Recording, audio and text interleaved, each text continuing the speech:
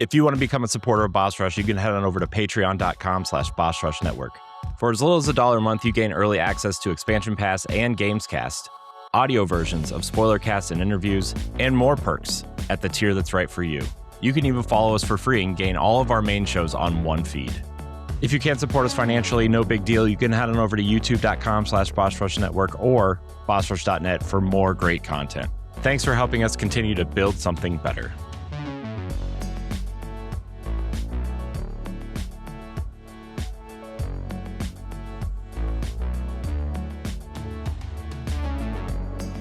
Hello everybody, welcome to Expansion Pass here on Boss Rush Network. I'm your host and I'd like to excited interview. Joining me is the one, the only bossman himself, Mr. Corey Dirrig. Hello, good sir. Hello, Edward. I'm hungry because you made me look up Earl Sandwich during this last recording. That definitely didn't happen right before this. I want one of those in another firehouse. So There's a firehouse right down the street from me. That sounds good too. I had to go all the way to Wisconsin. It is It's tasty though. They are good. I do enjoy their bread too. The bread is really good. Yeah. I'll get one tomorrow. Just expensive now though. It's just, can we just relax on everything costing so much money? You know what I mean? Like, it's enough. It's enough. It's enough. Anyways, hi Ed. Hi, Corey. I feel like we just did this. Yes. We did, because we talked about Sony. Now we're going to be talking about Microsoft and their future, I should say, the future of Microsoft. Yep. Which is questionable.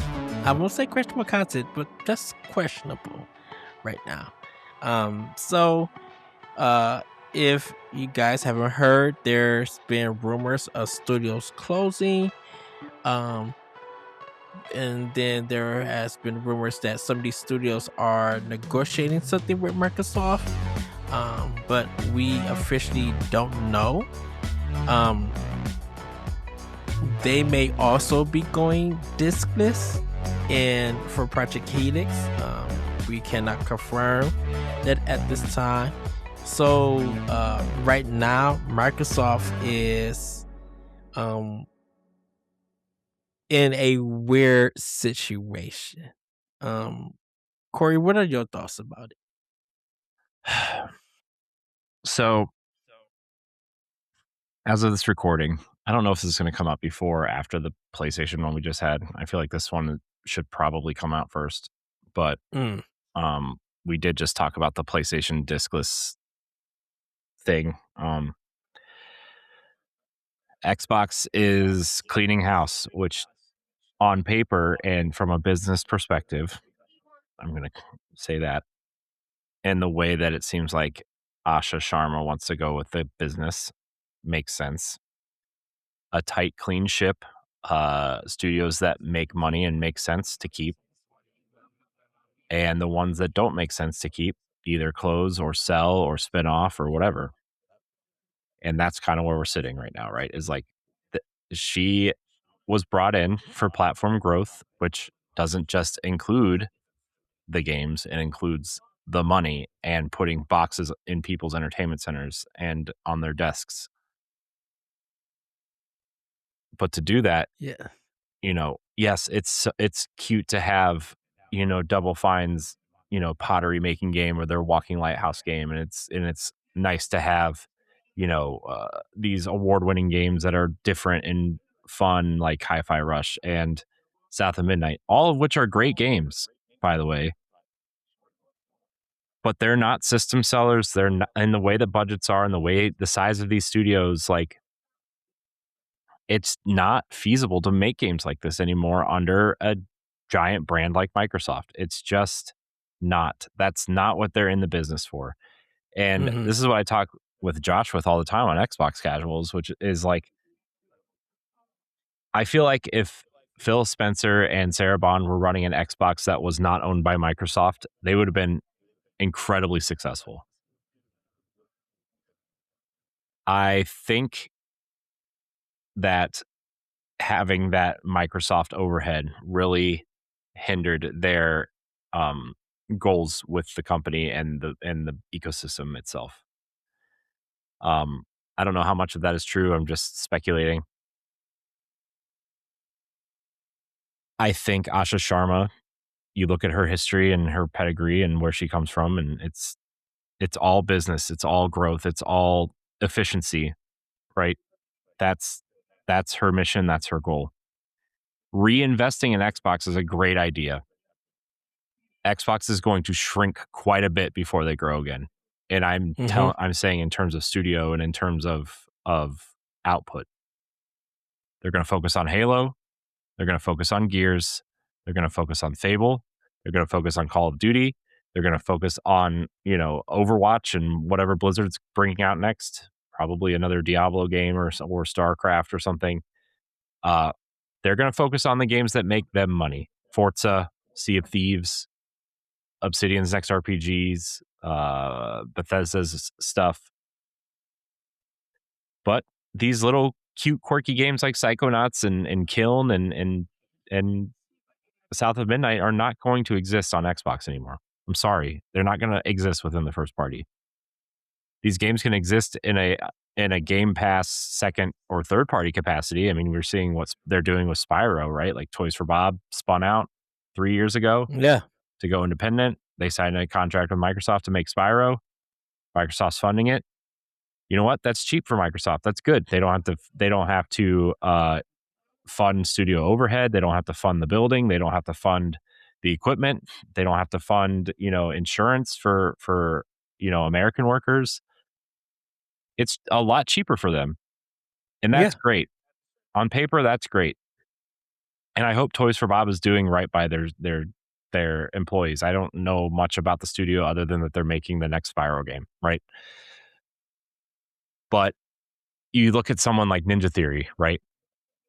That's the one that I am actually kind of surprised because they have a state of the art motion capture studio, a state of the art audio recording studio because of Hellblade, that they could not only develop their own games in, but they could, Microsoft could be smart and actually rent out that studio space to other companies and be like, hey, other developers, and hey, we have this state of the art thing. You can rent our space for this much, whatever. Yeah. Um, it's it sucks. It really does. And I feel for all these developers that are their lives are going to change for the better, for worse, or whatever. But in order for Microsoft and Xbox, let me back up. In order for Xbox to survive and be the company that we all kind of want it to be, a thriving console ecosystem that provides games for us to play and friend chats and all these other things, right? Like they have to start from scratch. Like essentially. Project Helix, they're starting from scratch. They're finding the good bones that they can work with. They're doubling down on what they're known for, right? Like I mean that was Asha Sharma's one of her main points was core before more, right? Your core fans, your core franchises, your core studios. Mm-hmm. Let's build on these, and then once we get these things right, we can expand. Which is great, right? Like I think that that's great. I'm really sad that some of these studios aren't part of that, right? Like Arcane was kind of being thrown around in there at some point, which means Blade is canceled, right? Like I don't know how well Blade would have Yeah. done, but like Blade is, Blade's probably canceled. They pulled funding from IO's fantasy game, right? Um it's just really sad to think about because I do love the Xbox. I love the ecosystem. I love the usability of the console. I think it's it's the best looking of the three consoles in my opinion. um I mean, I don't even want to tell you what the PlayStation looks like. You can just go to any adult website and figure it out. But Ooh, I'm gonna let that go.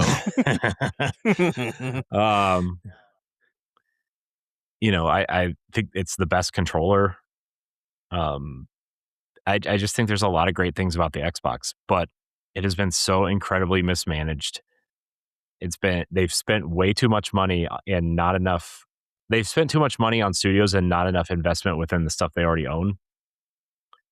And they didn't go for like the smaller, like how many times have we said we would have much rather them purchased, someone like Crystal Dynamics and IDOS Montreal and IO and Bungie instead of Activision Blizzard, right?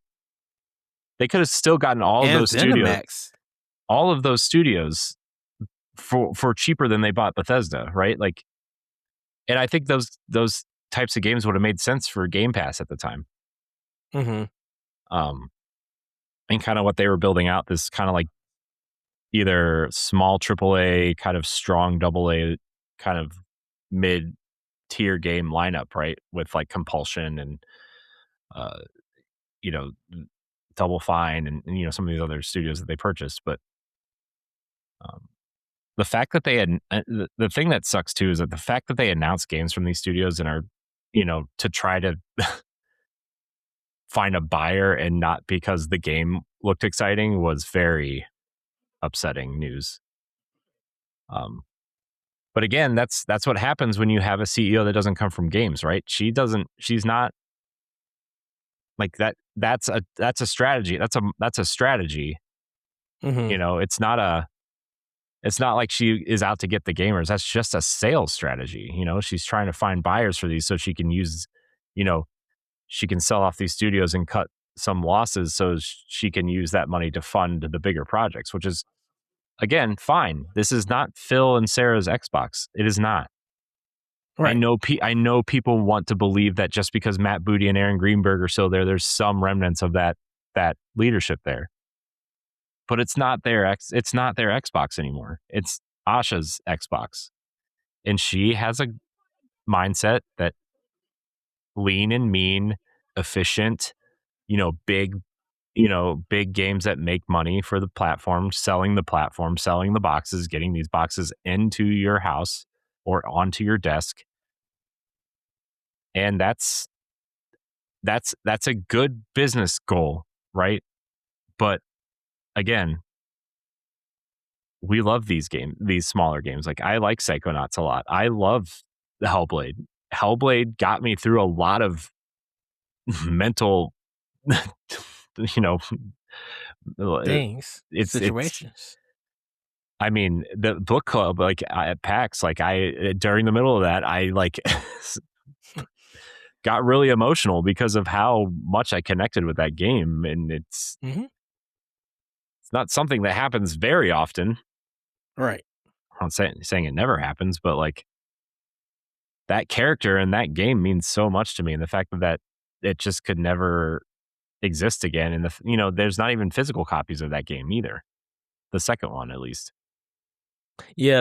Like someone like Limited Run and them, they haven't picked it up or anything. Yeah. And it's just like, I don't know, man. It's just sad to see this stuff happen, across the board, and then you turn around and you see someone like Nintendo give their entire, everybody that works for the company got a 10% raise, every single person. Yeah. And it's like, geez, like Nintendo's clearly doing something right. But we've talked about that before, right? Them not spending, $200 million on every single game they put out, or being the most technically advanced company, right?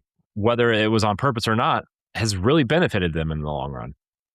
Right. It truly has, even in the hardware space.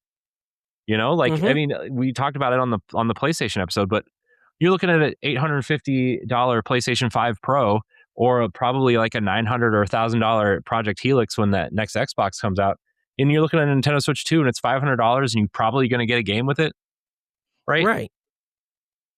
Okay, great. That's an easy choice, in my opinion, to the normal person. On top of having 1,000+ library from their old platform. Well, it's not just that either, but like even if you're gonna buy like a pro controller, okay, yeah, the controller's $90 or whatever. That's expensive as hell. But like even if you're gonna do that, you buy 2 controllers and 2 games, you're still spending less money than you would on a console. And it already comes with 2 Yeah, controllers, you know? So you have 4 controllers and 2 games and you know, like that's you're and still and then if you add for America, just the NSO, whether you do the $20 or $50 one, that's more value, more bang for your buck. That's what you do to expect the $50 one, because I'm like, shoot, you get about 8 to 9 systems, and it's growing. Like you got a library of games. yeah. I think I think with Microsoft, I think with Microsoft, um, or Xbox, I should say, is that in the past, having Activision, Blizzard, and having ZeniMax, two of the biggest companies in the console and PC space, you would have thought that having these companies, they would be able to put out more games and people will be, will come back to the Xbox brand from Sony or get invested into the Xbox brand along with Sony and Nintendo and PC and buy games or play games on their system and offer Game Pass as a way for you to still play the biggest games, but at a reasonable price every month. And so that was kind of the idea and the plan. Um, since things didn't work out for them, um, in a way, business when businesses affect, they gotta make some changes and everything. So yeah, this is Asha's turn and she wants to rebuild it up. And yeah, there's gonna be some companies that are gonna be shut down or moved or sold off. It really, I think the thing that we're not really focusing on or talking about is that the investment in ZeniMax is not working out for them, and they're selling ZeniMax piece by piece. Because of course, we could talk about Bethesda, but Bethesda is not the main company. ZeniMax owns Bethesda, so they are selling parts of ZeniMax off. They're not going to do the Activision or anything, and Blizzard, because they make money. Activision and Blizzard makes money on console and PC. Whether you believe it or not, they're due. They still do. People still play World of Warcraft. And I think there's like new expansion or DLC that's coming to that game. You know, uh Elder Scrolls Online, even though that's ZeniMax, that's still making them money. Fallout 76 is questionable. I don't know how that is doing, but content is coming out for that company and stuff.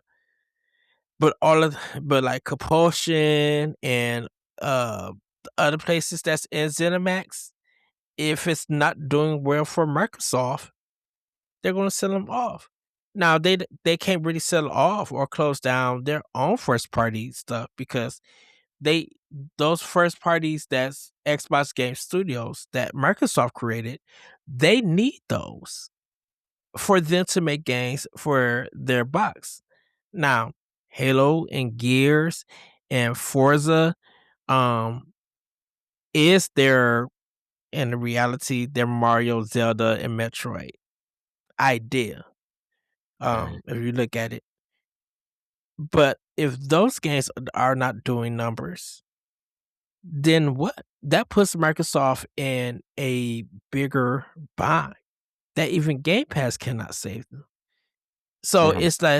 so the question becomes, even though these are our well-known franchise, could we take the risk of starting new IPs and make the new Mario, Zelda, Metroid for Xbox?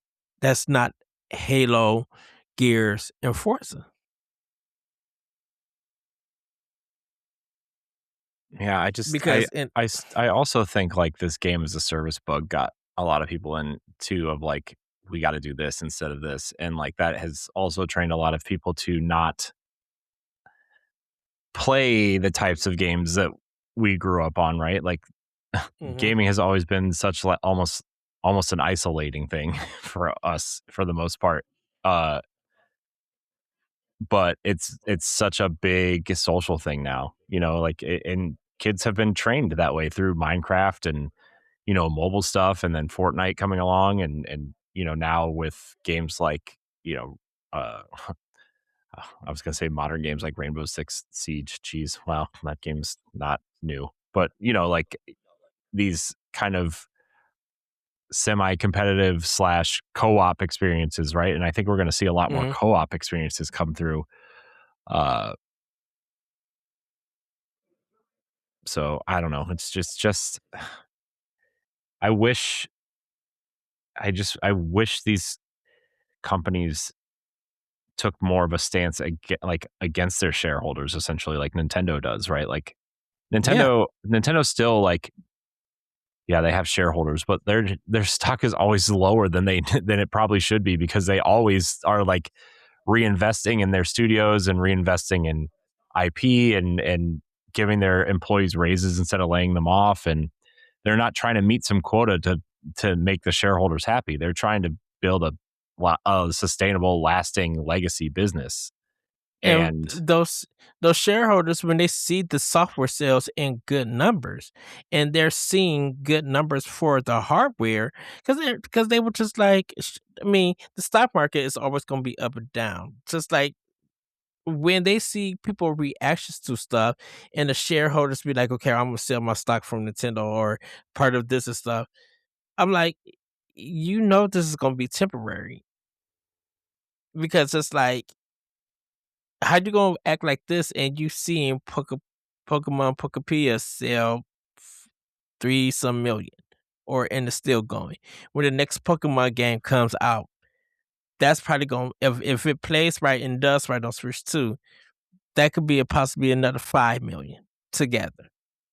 Like, it's the software sales that Nintendo is getting.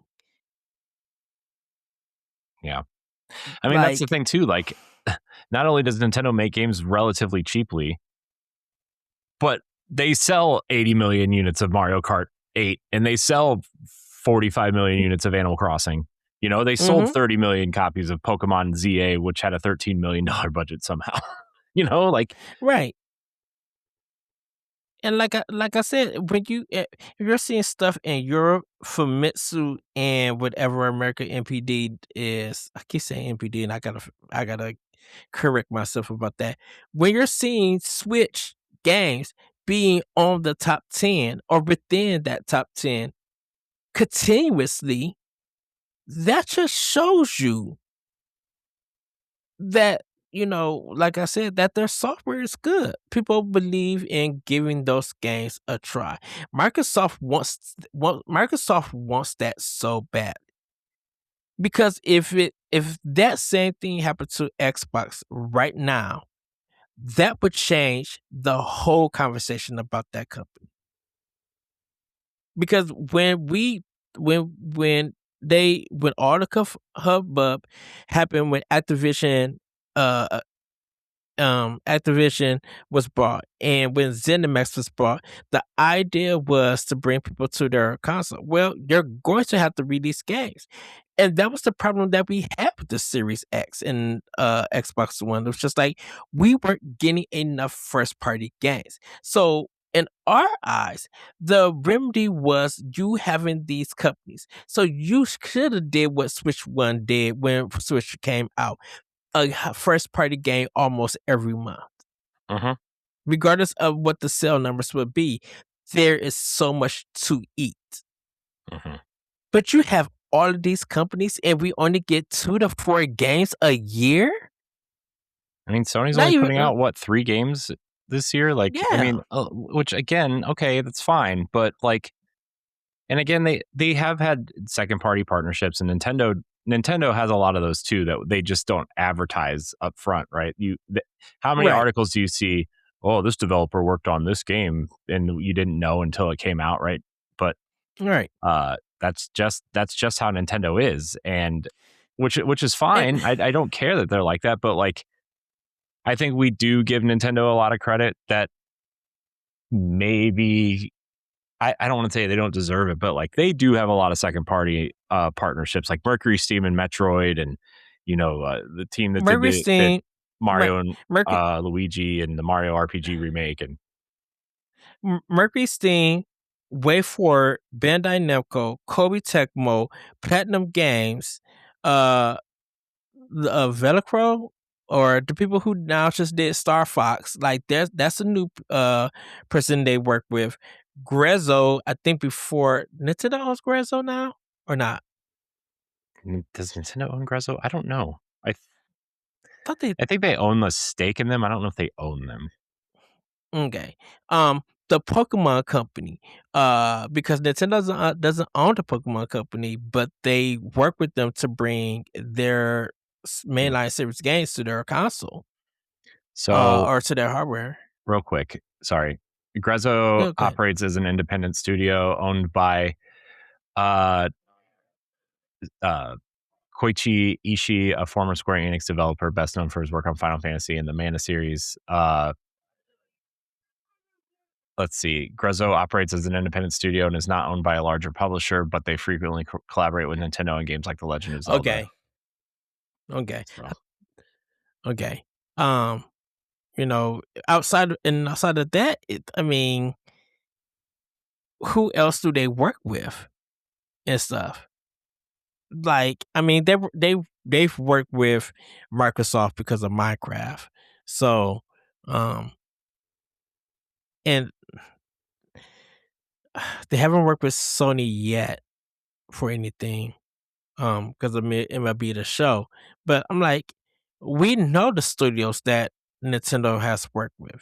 They could they Nintendo could easily work with Capcom. They've worked with Sega. Um they could easily work with Konami and stuff like just Nintendo in Japan could be working with a lot of devs. They work with still some indie devs, because the one with the Hyrule music one that they work with, Cadence of Hyrule. Cadence of Hyrule, yeah. Mm-hmm. They work with that developer, like, and then well, yeah.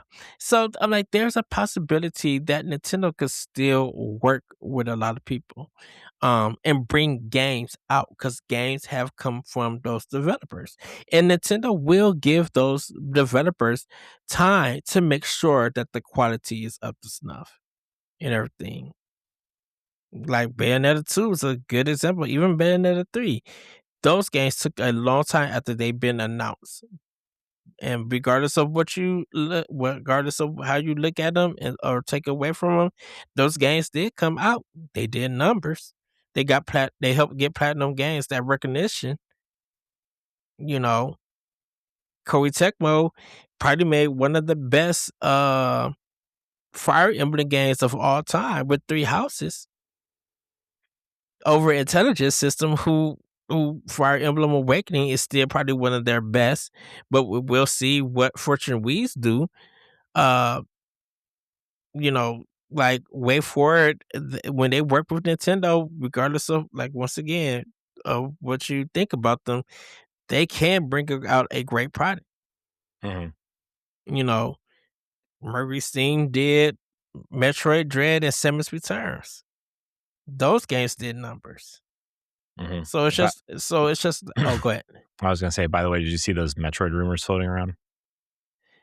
Metroid Radiant or Revenus, Revenant. Revenus. I don't know what it's called. Something like that. I didn't click on the story I didn't either, or but I anything. just saw there's supposedly 2 Metroid games in development, which is like, Yeah. oh, okay. Hope it sells better than the last one. Right. Like, Oh, and one of the best decisions that Nintendo made was, if I'm talking about buying companies, Monolith Soft. mhm. Like I mean, the Z- the that Xeno. was, but that again, right? You look at Xenoblade. Mhm. Okay, well, that series, the entire series, has only sold about 7 million copies, right, since its Yeah. inception. But when you sell 70, 80 million units of Mario Kart 8 Deluxe, and you you know, sell 45 million units of Animal Crossing, and at, let's just say, including sales, like $50 a pop, we'll just average it out. Yeah. You can invest in a series like Xenoblade. You can invest in a series like Fire Emblem and make it much bigger, right? Yeah. That's how you invest in a series. You have to have entries in the series that fail or don't sell amazingly well, right? And I mean, Fire Emblem Awakening is the story for Nintendo, right? Like that was going to be the final Fire Emblem for a long time, right. and it sold incredibly well to the point where they made three more for the 3DS, and then they made 2 for the Switch 1, and they sold incredibly well. And they made a Persona crossover with Tokyo Mirage Sessions. Like that thing became amazingly like it just Xenoblade 2's amiibo. Once that trailer dropped, Xenoblade got super popular. Yeah.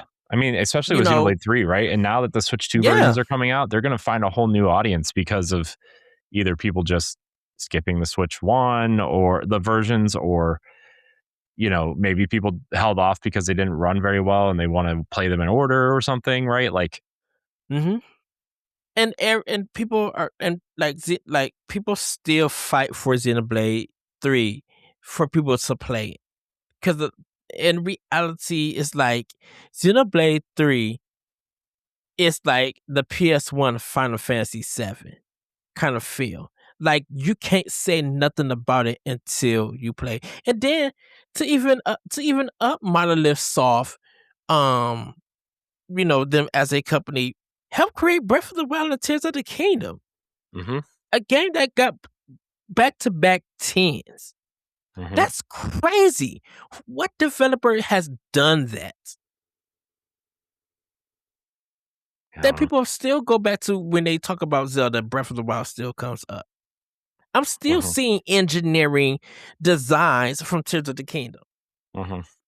Like Anuma and Monolith Soft and the Zelda team put out something just automatically perfect. And that's why I think even Forza Horizon 6, with them being in Japan, is getting this treatment that everybody's just like, if you visit Japan, you will feel like you're in Japan.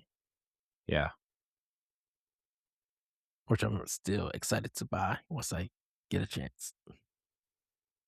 And so if Xbox could have that, their whole business would change.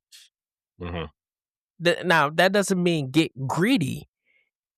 That means make quality work and release them so that people could play them and purchase them. Because not all your, I'm sorry, Xbox first party, not all your games have to be on Game Pass. Let people buy some. Just full out buy it. It doesn't always need to be on Game Pass. Yeah. Because they're treating it that with Call of Duty. Okay, yeah. Because now they're doing it with Call of Duty, because now you're going to have that on multiple platforms. And how is that going to change your business? And how much money is that going to make? Because you already know everybody's going to be looking at Nintendo Switch 2 version and seeing how that does. But you can sell it on PlayStation, Xbox, and PC with ease. It's going to be that Switch 2 version that everybody's going to look at. Yeah. I mean, look, I don't think, I really think they're just putting it on Switch now because they said they were going to, and they're obligated to now, right? Like, I don't think it's going to sell a lot, to be honest, but Well, they got to honor that 10-year contract. Yeah. Anyways, I think back to the whole Microsoft thing, just to kind of put a bow on this one. Like, Microsoft is in a very this is a sad position that these developers are in, but I feel like this is the only way Xbox can get out of the hole that they're in. And I don't like to say that. I don't say that lightly. I love that they had all these studios, right, and all these games, and were trying interesting stuff. They were the only company besides Nintendo really trying to be in that double A space, or that, smaller game space with Yeah. unique titles. And now, like, they're not going to be, which again is fine, but like, that just shrinks that double and single A market even more, and why we rely so heavily on indies to find games in that space.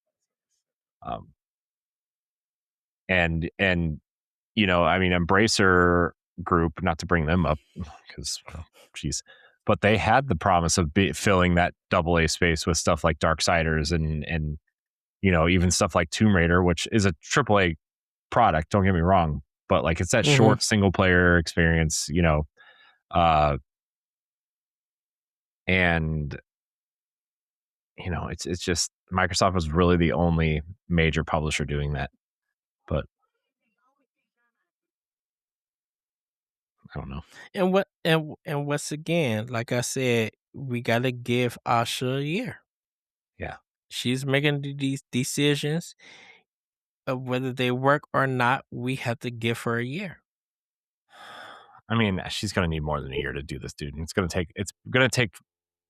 take a minimum of 5 years for Microsoft to Well, crawl out of this hole.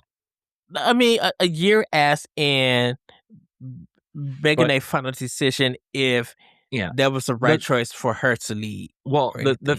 the thing is, though, right, is like, I think whenever you hear studio closures are coming, right, you think companies are in a bad position. Mm-hmm.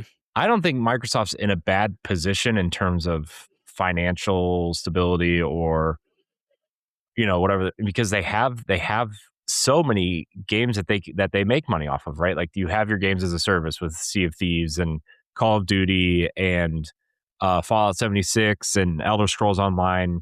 Like, they have Mm-hmm. they have their games as a service. They have their strong first parties with, if Halo could get it together. They have Halo, Gears, Fable.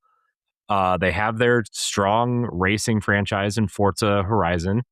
Yep. They have uh, their kind of uh, PC side of things with stuff like Overwatch and Age of Empires and stuff like that. Like, they have a lot of well-oiled machines going on over there in terms of like what they offer and what they could provide players. It's just, when you hear studio closures and the core gamer, right, wants the single player experiences, Mm-hmm. you're going to, like, I'm sorry, games like Hi-Fi Rush are just not going to exist within the first party platform. They're just not. And I hate saying that, right? I hate it. It's why um Sunset Overdrive, like, it's why Insomniac sold for $250 million instead of $1 billion. You know, it just it sucks to say, but like, in order for them to be the company they want to be and make the money they want to make, they have to close these Mm-hmm. studios or get rid of them or spend them off. They have to. They have to.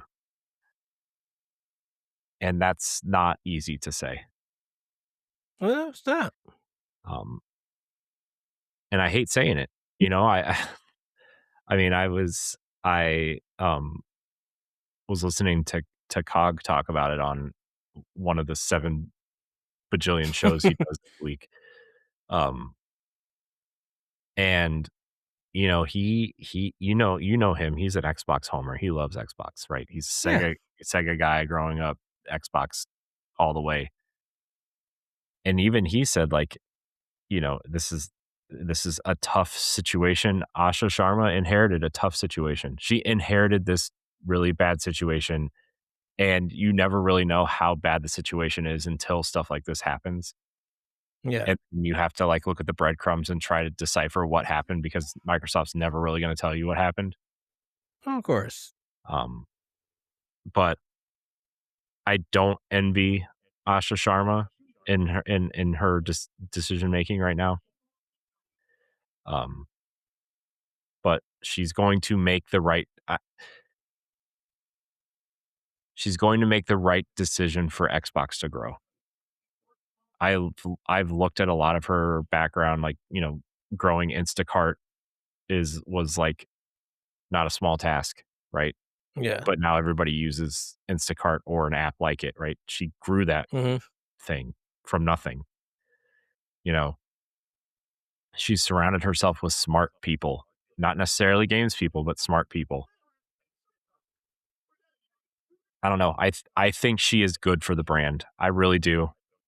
I don't envy her position right now, but And I agree with you. I don't envy her. She's making the decisions that is hard. mhm, I think for a lot of people, it's just where people are still in a sad state when they hear that studios have to get closed, mhm. and then the discourse about that Yeah, keeps coming up.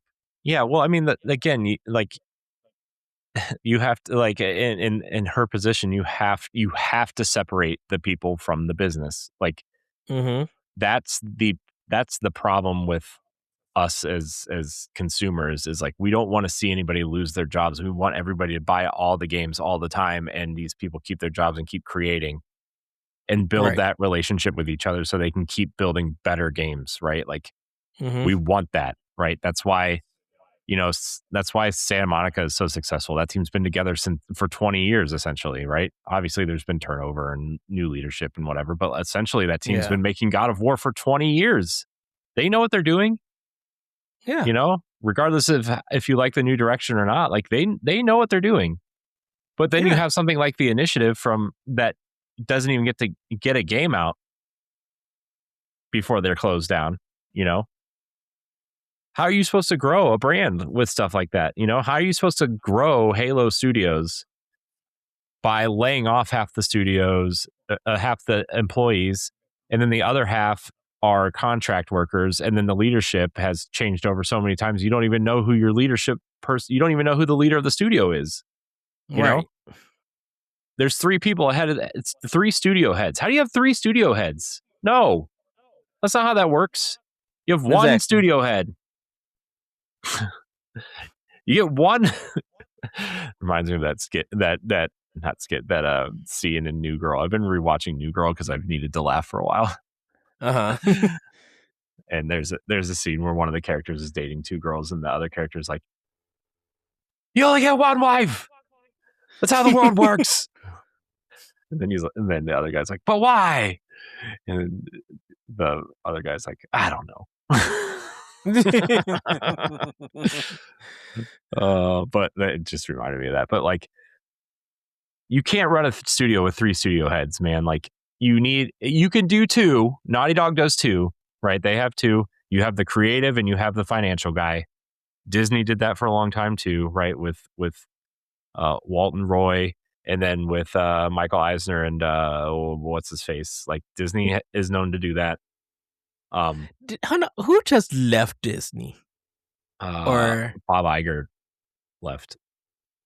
and someone Josh took over his spot? Josh DeMario. He was the head of Disney parks before this. Okay.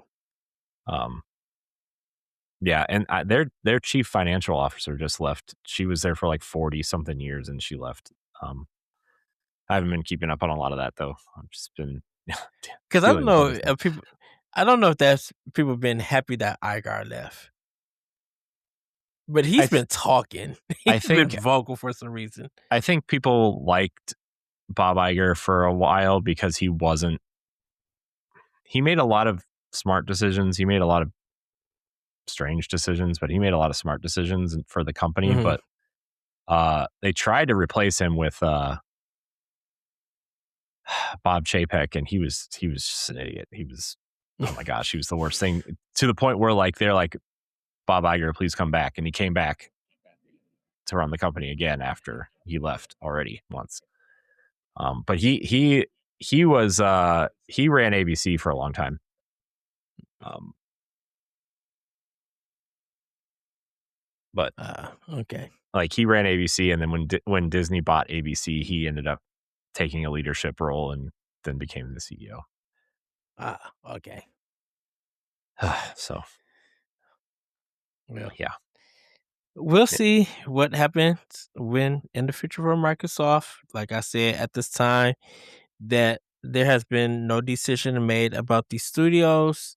I think once the news happen, once things get reported, because in reality, Corey, I'm like, is it time to let these studios go when we're about to get into the fall season and the holiday season? And like, what happens to Microsoft as a whole? Mhm. Oh, not Microsoft as a whole. Sorry, Xbox as a whole. How when will we get back into a positive conversation to have instead of a concerning one? Not so much bad, but just a concerning one. When do you think that we'll get back into a positive conversation about them?